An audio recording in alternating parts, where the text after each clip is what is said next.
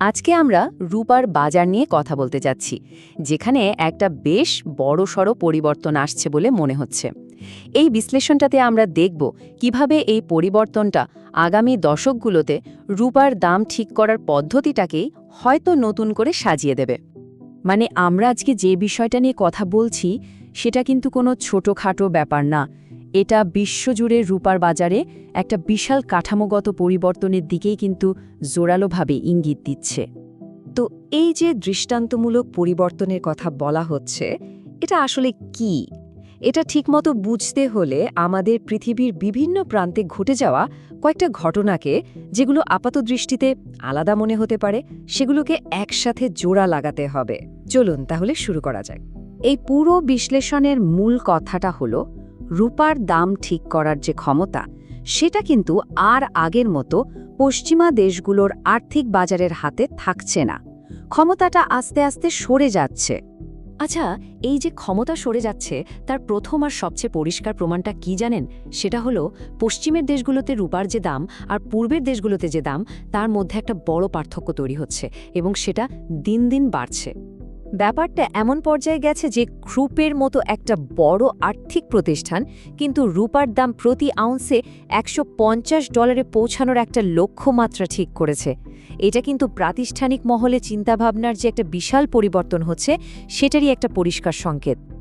এই স্লাইডটা দেখলে ব্যাপারটা আরও পরিষ্কার হবে। দেখুন, একদিকে পশ্চিমা বাজারে, যেমন কমেক্স ফিউচার মার্কেটে, রূপার কাগজে দামটা প্রায় $93 আশেপাশে ঘুরছে, কিন্তু অন্যদিকে সাংহাইয়ের মতো পূর্বাঞ্চলের বাজারে আসল মানে ভৌত রূপার দাম কিন্তু এরই মধ্যে $100 ছাড়িয়ে গেছে।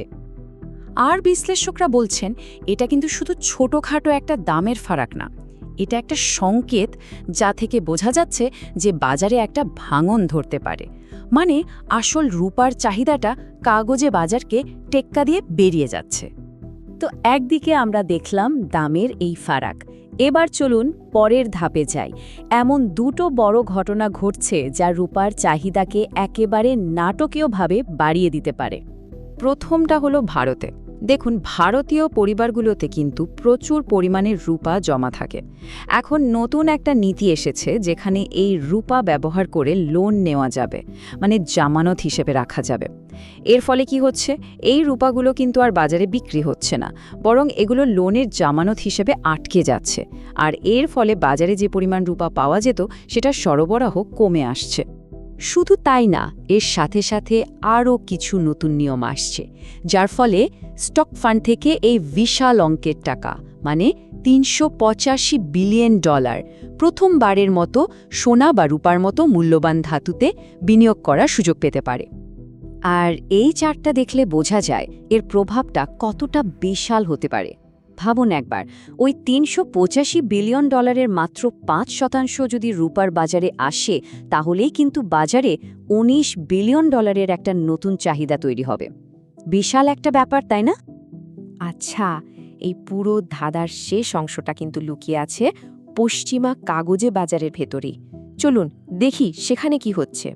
পরের পয়েন্টটা বোঝার জন্য আমাদের একটা টার্ম বা শব্দ বুঝতে হবে, আর সেটা হলো ওপেন ইন্টারেস্ট।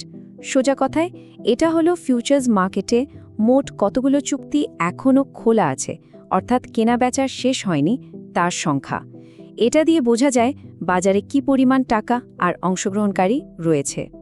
তো মজার ব্যাপারটা হলো, কমেক্সের রূপার ওপেন ইন্টারেস্ট এখন গত 13 বছরের মধ্যে সবচেয়ে কম।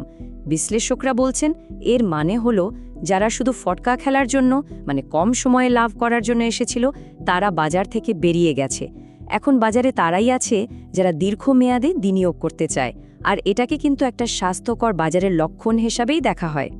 তাহলে এই সব কিছু মিলিয়ে আসলে কিসের ইঙ্গিত দিচ্ছে?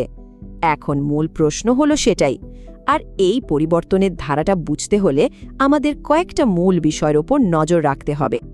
যেমন, সাংহাইয়ের বাজারে রূপার দাম কি পশ্চিমের চেয়ে বেশিই থাকবে নাকি আরও বাড়বে? ভারতে রূপার জামানত রাখার নিয়মটা মানুষ কতটা গ্রহণ করছে? ওই যে ৩৮৫ বিলিয়ন ডলারের ফান্ডের কথা বললাম, সেখান থেকে টাকা কি আসলেই রূপার দিকে আসছে?